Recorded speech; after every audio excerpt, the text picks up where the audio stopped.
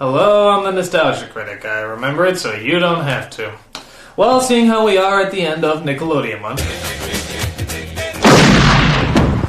I can safely say that I am not the least bit happy. Why? Because I have to review what many consider to be a double order of bullshit with extra crap and a side order of dead cheese. The fast food abomination simply known as Good Burger.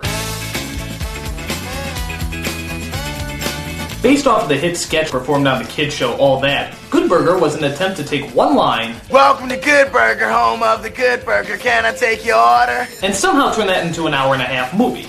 "Welcome to Good Burger, home of the Good Burger, can I take your order?" No, but you can take this and shove it up hard!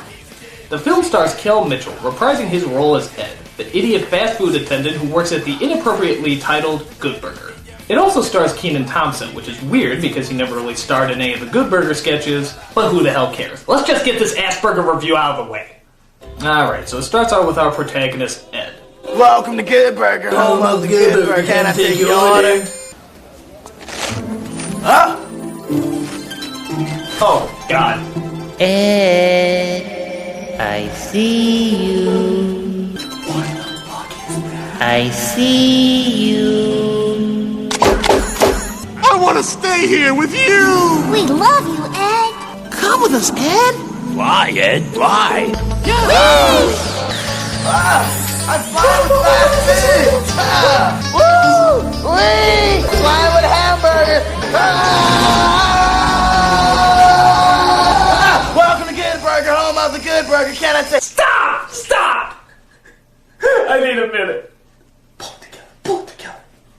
So it turns out that opening was just a dream, but unfortunately the rest of the movie isn't, as Ed rushes out the door because he's late to work. This is bad because nobody else at the restaurant knows how to take orders, which really pisses off huge, angry Robert Wolves. Just give me 2 Good Burgers! I've had it up to here with Good Burger! Hey, I don't need this! I had a cameo in Batman! So we see Ed rushing down the street as he trips into some girls playing jump rope, drags one of them down the street, accidentally steals a woman's baby, collides with some basketball players, mixes up the basketball with the baby as the baby is dunked into a basketball hoop. You know what? I'm gonna need another minute.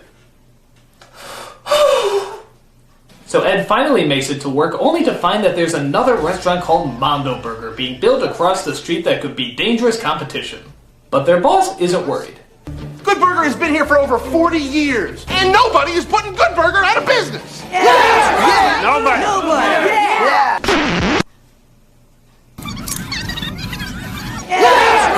Nobody! Abe Pagoda, what are you doing? Is there just really no movie that you'll say no to? I mean, did you read the script? You know it couldn't have been a good movie! My guess is he was in some sort of contract or something. It probably went something like this. Abe, the president of Nickelodeon says you have to do the Good Burger movie. Hell, he can't do that. It screws up all my arrangements. Sorry, Abe, you're under contract. Tom, can you get me off the hook? For old time's sake. Can't do it, Abe.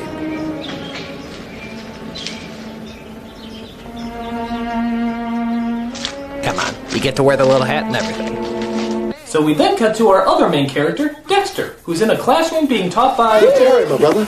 Oh, Jesus, no. Being taught by Sinbad, with an outfit made out of wrapping paper and a haircut modeled after a blowfish. His personality, though, that's a little harder to figure out. I know you think, my brother, why?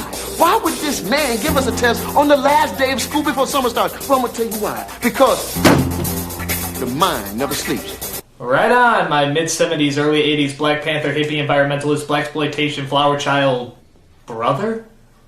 Dexter thinks he's out of school for the summer, which means he can spend the rest of his time partying. But there's a change of plan when he accidentally crashes into Ronald McDonald here. See, when I left school today, I didn't think I was gonna run into you this summer. Or I didn't think you was gonna run into me. I mean, just run into me like this. You in trouble with me, young man. You in trouble with me. No, listen, Mr. Weed, listen. It wasn't my fault. See this nut on some rollerblades, he skated into my vision sight, and I couldn't see nothing, so I swerved, and then we was spinning around. Okay, how long does this scene go? You know how much that car cost me?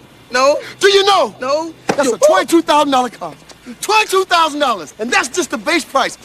Give me driver's license. Regarding my driver's license. All right, seriously. But did they just run out of script? I mean, it seems like they're just making this shit up now. No. When they put it in my hand. You don't have a driver's license. No. I know you don't have no insurance, D. Yes, I hate to do this, young man. I hate to put a black man in jail, but I'm going to have to call the police. Black man in jail? I hate to do this. You ain't got the... I'm just a kid. It's like they knew they had no story and little jokes, so they just told the actors to make some crap up off the top of their heads. We have to fill an hour and a half movie length somehow. What should I talk about? Who cares? It's a kid's film. It's not like you actually have to try. No, let me fix it. My God, they're still going! This can be handled with just one line of dialogue. Oh shit, I need a job. Why is that so hard?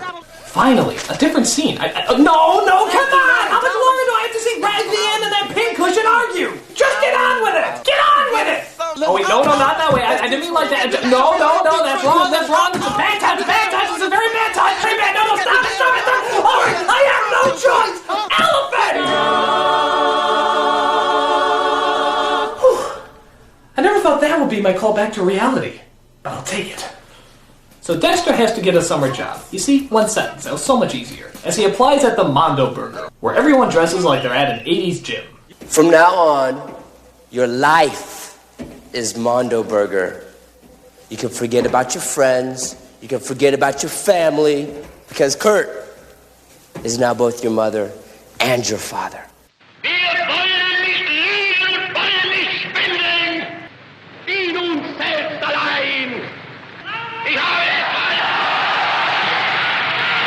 But Dexter, sadly, doesn't seem to fit in.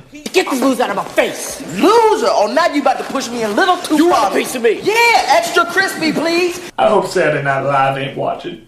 So he goes to a place where his clear lack of talent and absolutely no experience will do him well. But you said you wanted nothing on it. That's what I expected, a meat patty! Dude, a meat patty is something. You said nothing. Fizz, is a meat patty something or nothing? Don't get philosophical with me, kid. It's not that kind of movie. We're all born to die, sir. So Ed and Dexter finally meet as Dexter vents his woes. One more good shake. Good. Keep them coming. Dude, don't you think you've had enough? Don't tell me when I've had enough shakes. I'll tell you when I've had enough shakes. I'm sorry, I didn't mean to snap at you. I'll chase it down with some fries. So Ed tries to convince his boss that Dexter should be given a job at Good Burger. Hey, Mr. Bailey, this guy needs a job. Can he have one? No! End of the movie. Bye! Come on, Mr. Bailey. He really needs one.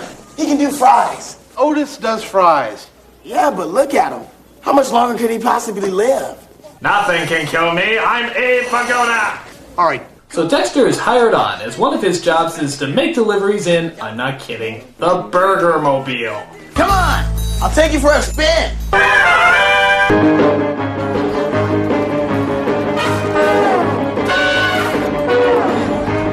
But all is not well, as the ruler of Mondo Burger comes in to intimidate our heroes. The second we open our doors, Good Burger goes in the grinder. Ich habe deshalb es abgelehnt, jemals vor dieses Volk hinzutreten und billige Versprechungen. What is up with this kid? It's like someone put Sting, Frankie Muniz, and Ben Stiller in a blender. It's kind of surreal. I'm Ed. Well, Ed, you better watch your butt, man. Okay.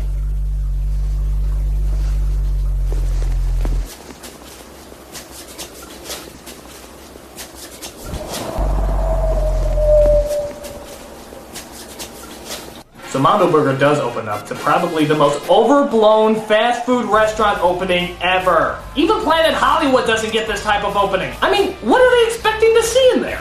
Oh my God, they have fries! Honest to God, fries! So they take a look at one of the Mondo Burgers to see why their business is doing so well. It's huge! How do they do it? My God, they use actual meat. No raccoons at all. So Ed asks Dexter if he wants to hang out and... Do you think you can get me to a hospital? I think I broke my ass. Okay, yeah. I'm convinced now that Abe Pagoda wasn't supposed to be in this movie. He just wandered onto the set, threw on a costume, and started walking around bumping into people. And they were just like, hey, he's not hurting anyone. Just keep him in the movie. You and Godfather, man! Show some dignity! As Ed and Dexter become more acquainted with each other, they discover that they have a complicated relationship. I don't like you. Can you get that through your head? Look, I'm Great Nose Boy.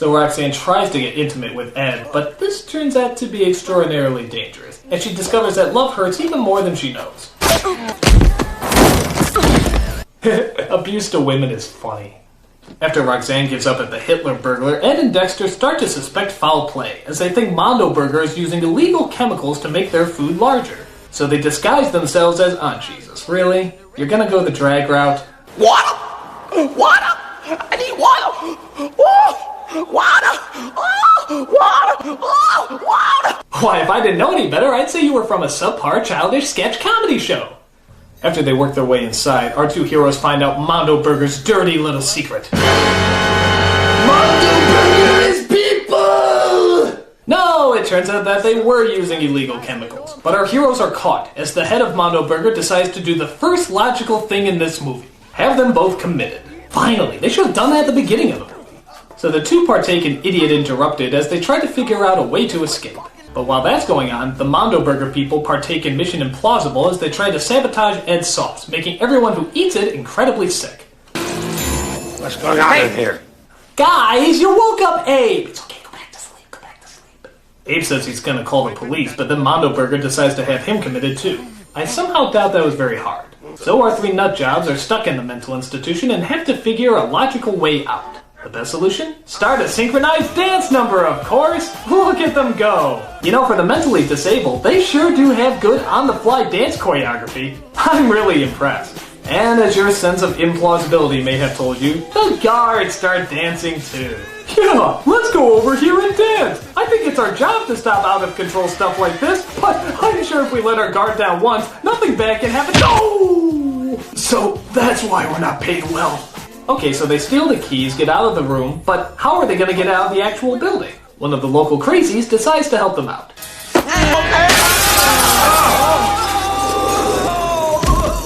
You know, for as bad as this movie is, I do like its sudden burst of cruelty. But how is a frail old man like Abe Vigoda going to get out of there? And that's the last we ever saw of it. It's okay, I landed on the fat kid. They all try to make it a good burger to stop their customers from getting sick, as it suddenly turns into the end of the Benny Hill show.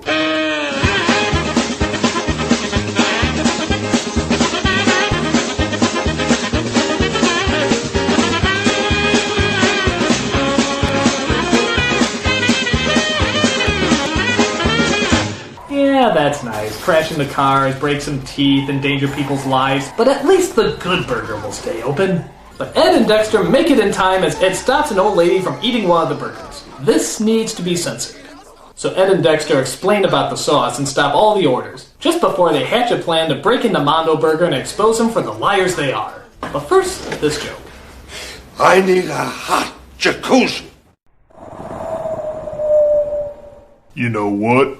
Fuck it. So they figure out a plan to get into the Mondo Burger and get rid of all their chemicals.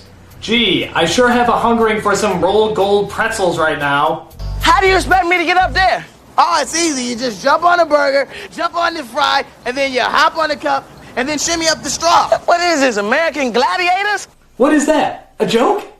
So they break into the Mondo Burger and try to intimidate the rest of the group. Mama never had one of these with the electronic numbers. We always had to turn the knob. Get him! If I were you, I wouldn't come any closer. Stand back, men. I think that's real ketchup. Oh no! How are they gonna go around the restaurant covered in ketchup and mustard? That's just silly. Oh, that's right, smack your ass. Just show us what a likable character you are, you little troublemaker. Uh-oh, how's Ed gonna screw up this time? Oh, Ed, you nincompoop. But I bet it'll all work out in the end somehow. It always does. Uh-oh, it looks like all those chemicals are causing the burgers to explode. That's so out of the ordinary, I dare call it wacky. You people had better run faster. There's no telling what other zany antics could possibly follow. Ooh, it's that character nobody likes. Do you think he'll get his comeuppance in the end? Well, that all depends. Do you want cheese on that? Oh, it looks like God has finally smoted you for making Jingle All the Way, Sinbad. Good luck trying to clean that up. What a mess. Well, it looks like our two lovable skanks have finally come out on top. There were scary moments at times, but was there ever any doubt that they'd make it in the end? I don't think so. So, after all this wild, crazy, and totally off-the-wall antics, how else can they possibly end this movie besides saying the classic line, "Welcome to Good Burger, home of the Good Burger. Can I take your order?" You certainly can, Ed. You certainly can.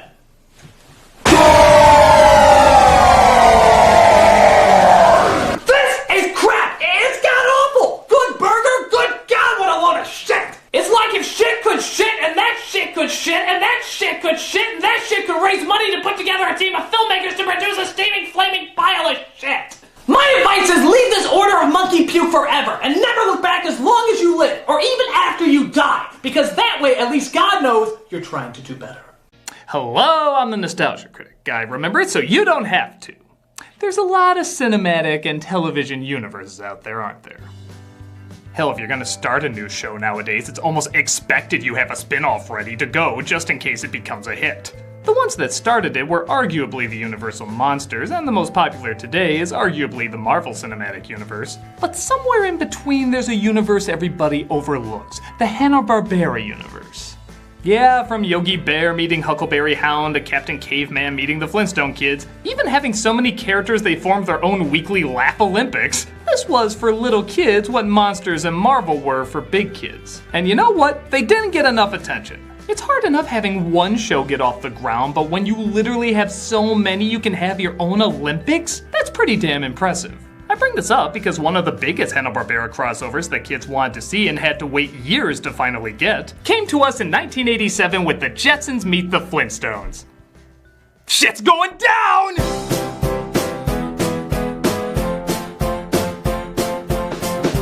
I'd be lying if I said I found either of these shows to be great works of art, but they were groundbreaking in their own right and gigantic hits.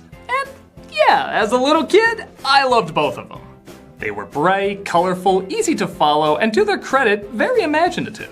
At least in terms of how their worlds worked. They were among Hanna-Barbera's most profitable properties, but despite years of requests, they had no idea how to make the Stone Age meet up with the age of the future. Well, after years of waiting, they finally came up with a TV special to combine the two. Nowadays, this doesn't seem like anything that special, but back then, it was kind of a big deal. If you were a little kid in the 80s. But that leaves the question, is it just for kids in the 80s, or is there something for a modern audience? Well, let's combine the past with the future to find out. This is the biggest crossover until the ones that came after it. This is Jetsons Meet the Flintstones. As the credits roll, we see a robotic rooster wake up George Jetson, kind of the alarm version of Bob, isn't it? As George seems to be having a bad dream. No, no, Mr. Spacely, that's my throat you're strangling. At least I hope that's considered a bad dream. My one-piece tear-off pajamas! Man, the future's kinky.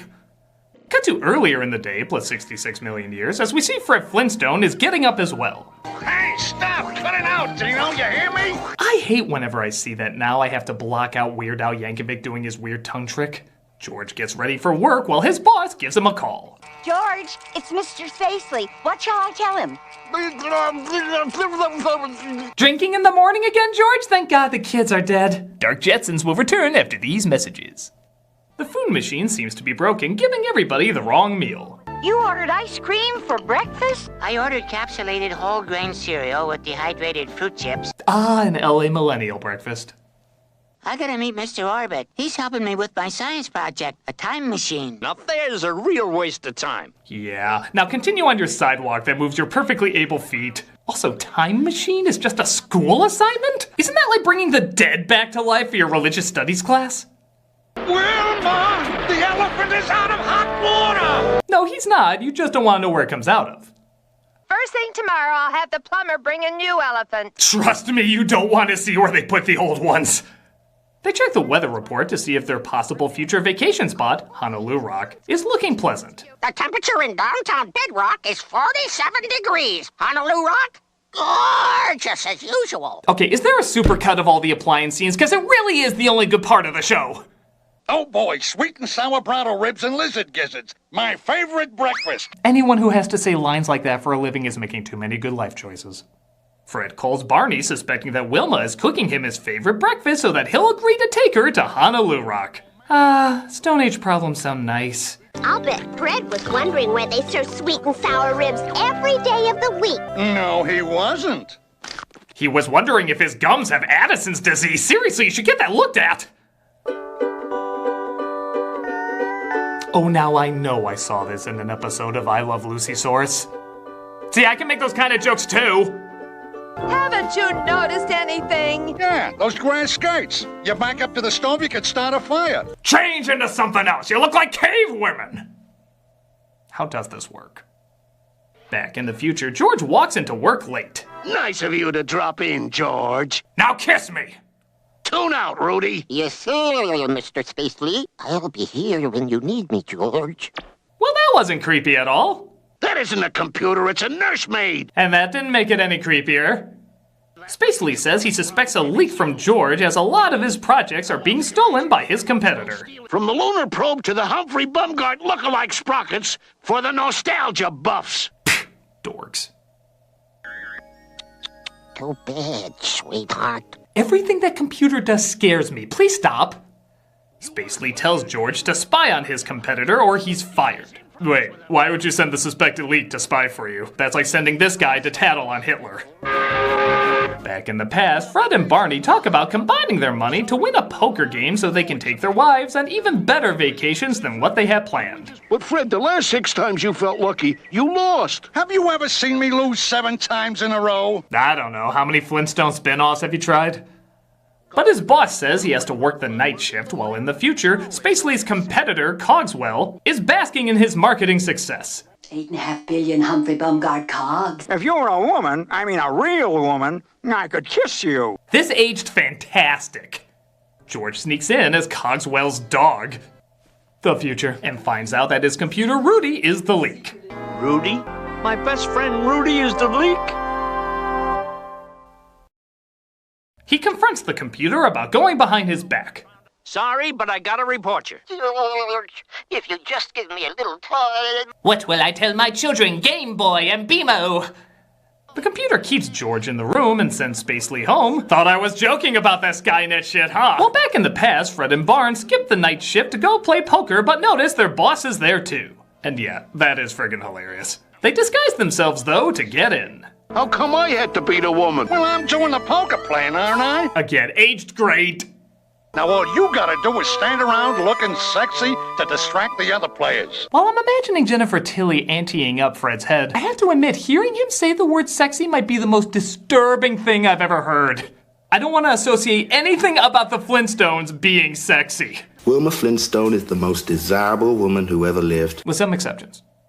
Always glad to welcome a new face into the game. But not you. Anti-Spydite. Speaking of pleasure... Jesus,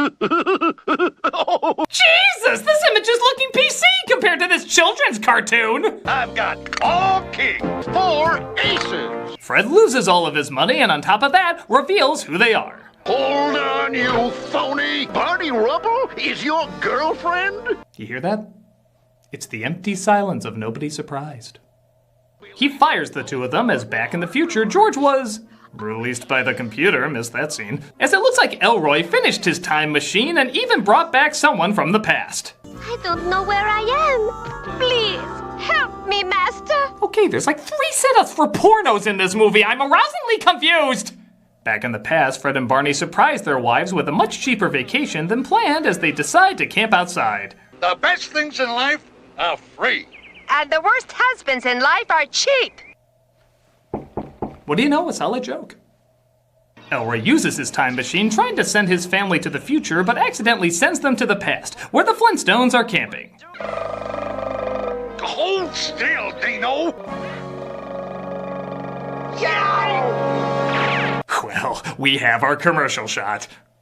No, I didn't mean like that. Hey, what is that?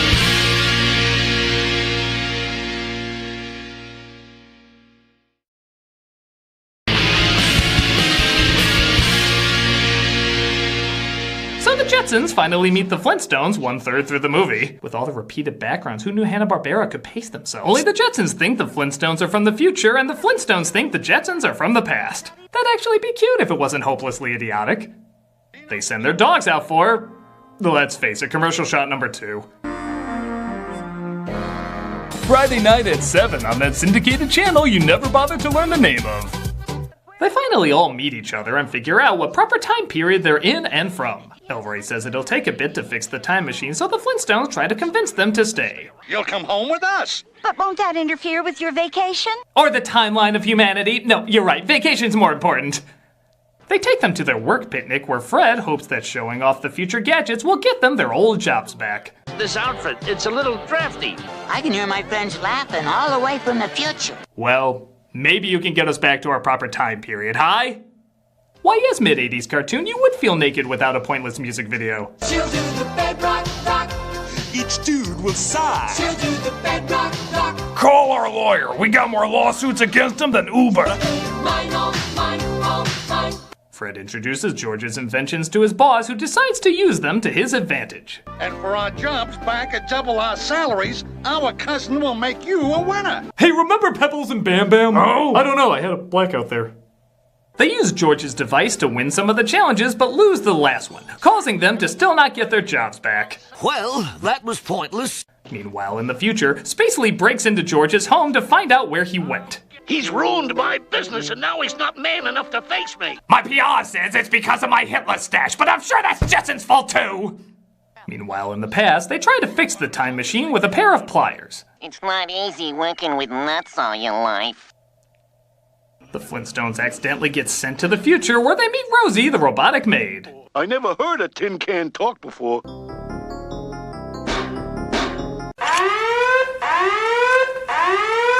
We were trying to get the Jetsons back. We just left them. 5 minutes or 1,000,000 years ago, according to how you look at it. I mean, cavemen with dinosaurs, kind of confusing gray area. Where does Jesus fall in that mix? We had a Christmas special. The Jetsons try getting used to the Stone Age, though, and surprisingly seem to fit in pretty well. He's doing all the work. At last, somebody who appreciates me. Flintstones is a horror series from a certain point of view. Meanwhile, we see our Stone Age family seem to be fitting in well in the future until Spacely drops by. That doesn't fool me a bit, and neither does this ridiculous disguise, Jetson. Well, move over, furry red-eyed horn demon. Fred's face stretched out is my new nightmare tonight. Spacely finds out they're from the past and gets an idea to exploit them. Meanwhile, in the past, George realizes he has to get a job showing off his new gadgets. George Jetson!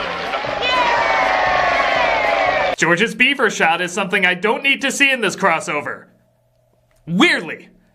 So the Jetsons are now loaded, while back in the future, the Flintstones are being interviewed about being, well, the Flintstones. How does it feel to be here in another century? I think the real question is, when did the future allow cloning of TV celebs? And who dropped all of them when they were frozen fetuses? Can we talk? You promised to be on the Jet Rivers show tonight. Joan Rivers is a late-night host. That'll always be relevant.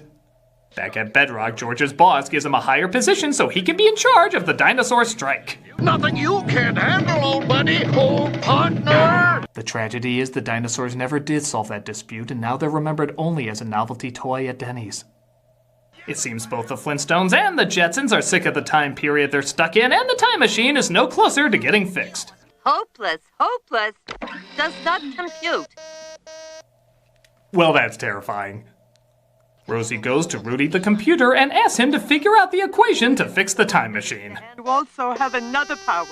The power of caring for Mr. J. Okay, am I the only one who wants to see a robotic Joker every time she says Mr. J? They finally figure out how to fix the time machine as Rosie decides to travel back to find the Jetsons. She gets sent to the wrong time period, though, and sees 2 knights jousting. How'd that even happen? There's literally 2 settings on the damn thing. Whoever this is, the robots aren't very friendly. Okay, big missed opportunity. How cool would it have been if she was sent back to the same time period as Scooby-Doo? They would think she's a masked bandit, take her head off thinking it's a mask. Okay, I see the problem.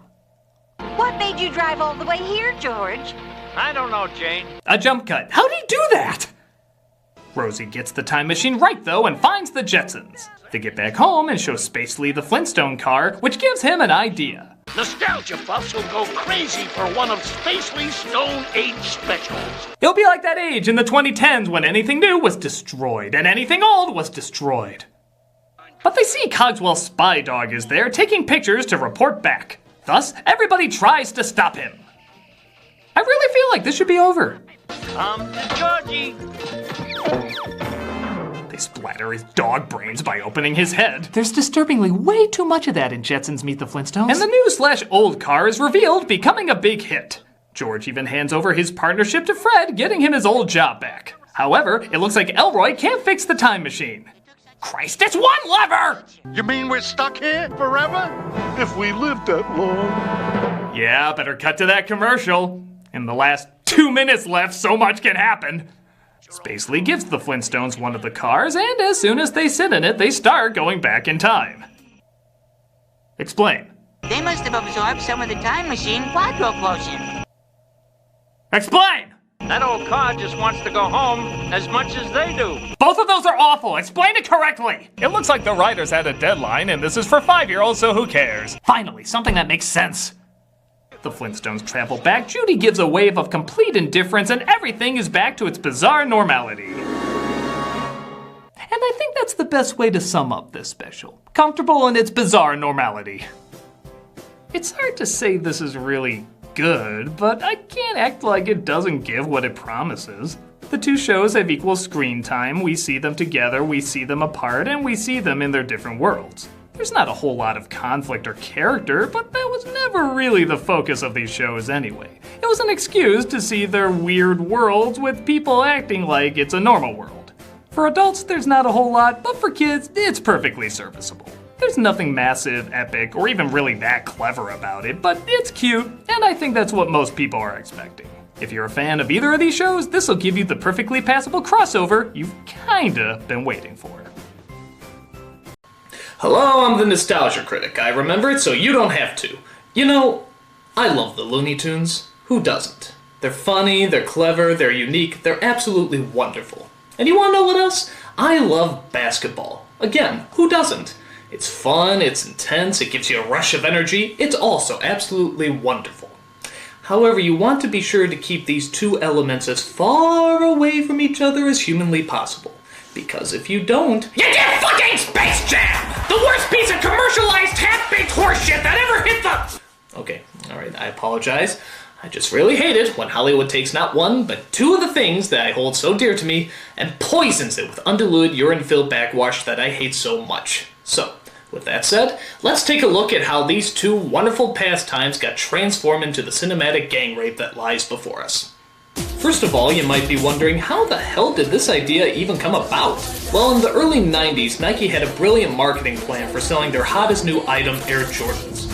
Obviously, they had Jordan on board, but they needed something else that would be sure to grab all the little kids' attention. So Nike made a deal with Warner Brothers to throw in characters like Bugs Bunny and Marvin the Martian into their commercials. What'd you expect? Elmer Fudd? The ads were a huge hit, and soon Bugs Bunny and Michael Jordan became America's top marketing whores, sucking dick for Nike, McDonald's, toy moguls, and too many t-shirt companies to count. Gruesome, ain't it? After this big success, the marketing heads at Warner Brothers got an idea. What if we turn the commercial into a movie, thereby turning the movie into a commercial, thereby producing commercials for commercials? It's like every advertiser's wet dream, a perpetual marketing money-making motion machine that has the ability to turn shit into gold! Well, that's how it goes. And thus, Space Jam was born, the first film that was quite literally a commercial for a commercial for a commercial. But don't worry, they hide that fact very cleverly. Get your Hanes on, lace up your Nikes, grab your Wheaties and your Gatorade, and we'll pick up a Big Mac on the way to the ballpark. Subtle. But still, a movie with two of America's most treasured icons was a pretty big deal, and we knew that the heads of Hollywood wouldn't just throw any crap together for their money-making prized possessions. Obviously. So tell us then, what's the story? You see, these aliens come from outer space and they want to make us slaves in their theme park. So we challenge them to a basketball game. But then they show up and they ain't so little. They're huge! We need to beat these guys, because they're talking about slavery. They're going to make us do stand-up comedy. The same jokes every night for all eternity. We're going to be locked up like wild animals and then trotted out to perform for a bunch of lowbrow, bug-eyed, fat-headed, humor-challenged aliens. Is it too late to get my money back? Okay, so the story Bugs was trying to get across starts off with Michael Jordan after he dropped out of the NBA. The first time he dropped out. We see him during those embarrassing years when he actually took up baseball instead of basketball. And that's not bad writing, that actually happened. Meanwhile, we travel to, outer space, where the evil ruler of a, theme park on the moon is looking for new attractions. So he sends his aliens to kidnap the Looney Tunes, who live in the middle of the Earth, where the Looney Tunes retaliate by, challenging them to a basketball game. How many times have we heard that story? We gotta get new agents. We're getting screwed. But before we even get to that, we have to watch dozens of scenes where Michael Jordan is interacting with his family. Smell Jeff. Well, he went 2 for 5 and lost 32 points in his batting average. Is that all? Yeah, so that puts him at like a 685 or something. Oh, come on. Can't you get to the Looney Tunes already? What do you think? I'm kind of partial to purple and gold myself. It goes better with my coloring. Second thought, go back to the boring family. What you cooking? Chicken. Chicken and what? Chicken and collard greens. Good. Second thought, go back to the Looney Tunes. One giant from Moron Mountain. Is the 700 Club on? I thought you'd never ask. Judging by those clips, you may have noticed the first problem with this movie. The Looney Tunes aren't funny. They're rude, loud, and obnoxiously annoying, but they're certainly not funny. In fact, the writing for this movie is so horrible you almost wish the original Looney Tunes from the 50s could sit there and watch it. I'm a cheerleader. But Mommy, I don't want to go to school today. Ah! I wet myself. Very funny. The second problem you may have noticed with this movie is that Michael Jordan is not funny. He's dull, boring, and an incredibly bad actor, but he's certainly not funny. In fact, I don't even think he knows he's in a movie. I think they just followed him around with cameras and then painted some cartoon characters in the background. Suffering succotash! Getting back to the story, the aliens decide to go back to our world and try to get some extra strength. While there, they sit next to the wife from Everybody Loves Raymond and the guy who did the voice for Homer Simpson. How random. So the aliens steal all the talent from some of basketball's greatest players. We're fine. It's just some psychosomatic deal or something to do with the moon or the alignment of the planet. Wow, it looks like they took their acting talent too. It stinks. So the aliens become giant monsters which the Looney Tunes can't possibly defeat. So they get the help of Michael Jordan and his wormy little assistant played by Wayne Knight, who I was surprised to find out is not a cartoon character. Oh yeah? Who says? So the game is on, and all the Looney Tunes join forces to stop the evil aliens in a universal Space Jam. Which still sounds strange to me, I don't know. When I think of Space Jam, I think of that stuff they used in Spaceballs to block out the radar. Raspberry. So all your favorites are there for the lineup, including Bugs, Daffy, Porky, Taz, Elmer, Lola, Tweety, Marvin the... Wait a minute! Who the fuck is Lola? Oh, wait, I remember from the classic Lola cartoons. You know, with the... and the... Who the fuck's Lola? Lola turns out is a girl bunny they created to bring in more of the female demographic. Unfortunately, they didn't really make her fun, silly, goofy, or zany. In fact, they didn't give her any personality at all. They just tried to pose her off as some sort of strange sex symbol. Which is kind of weird because she is in fact a rabbit. She's not a person, she's a rabbit. If it was a person, maybe it would make a little bit more sense to make her a sex symbol, but she is in fact a rabbit. Why would anyone want to fuck a rabbit? What sense does that make? Rabbits aren't sexy, rabbits are food! I mean, look at her. They dress her in skimpy clothes, they make her wear short shorts. Oh, and here's the biggest insult of all. They actually gave her bunny boobies. Bunny boobies! I mean, what kind of sick, twisted pervert actually gives a cartoon character bunny boobies? I mean, if that Hassenpfeffer hussy actually has female genitalia, what does that mean the other Looney Tune characters have? Oh, we've got balls! Stop! Okay, alright. Let me make one thing perfectly clear to all you Warner Brothers representatives out there. We don't want to fuck bunnies. I can't believe I have to say this. We don't want to fuck bunnies. I mean, we're people. Therefore, we like to fuck other people. I'm sure there's some small percentage of people out there that like to fuck bunnies, but that hardly seems like a very profitable demographic. I mean, I put it to you. Have you ever seen a bunny that you actually had the hots for? That doesn't count!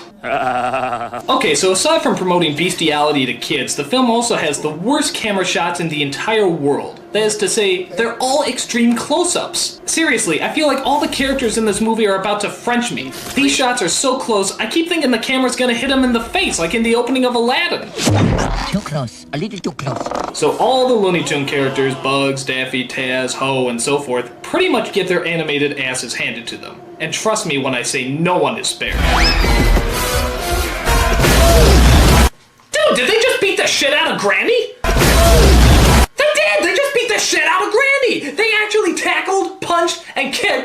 innocent old lady who never harmed anyone in her life! Can I see it again? One more time. Oh my god, I could watch that forever. Oh my. But unfortunately, the movie continues, and it turns out that Michael Jordan and his Looney Tunes are actually short one player. Who could they possibly get? Aw, no, Bill! What are you doing? You still got a career to lose! Perhaps I could be of some assistance. Go! Get out! There's still time! Look, you made it through Larger Than Life, and you made it through The Man Who Knew Too Little, but I just don't think you can survive this! This is why I was born. Okay, I'm gonna give you the name of a director here, Sofia Coppola. She's kind of a newcomer, but she has a lot of promise. Just think about it. Very funny. Of course it comes down to a tied game, and it's up to Michael Jordan to score the final point. But, in a stunning turn of events, they actually don't win. They lose the game, defying all cinematic conventions. Michael Jordan finds out that he is an imperfect human being, a fallen hero. He discovers the burden and responsibility that having such great power requires. But he also finds that strength comes from the mind and soul, and not just from athletic accomplishments. And though not the happiest ending, the film teaches children that even in their darkest moments, you can always find unity in yourself. And that, my friend, is the essence of all mankind. Nah, just kidding. He makes the basket and wins. So the Looney Tunes get Michael back home, give the players back their talent, and return to being their phenomenally unfunny selves. But Jordan still has one last thing to settle. Man, you know he doesn't play basketball anymore. You know, he probably doesn't even have it anymore, guys. It's only one way to find out. Welcome back, Michael Jordan! Oh, I see! It's because of the Looney Tunes that Michael Jordan came back to basketball!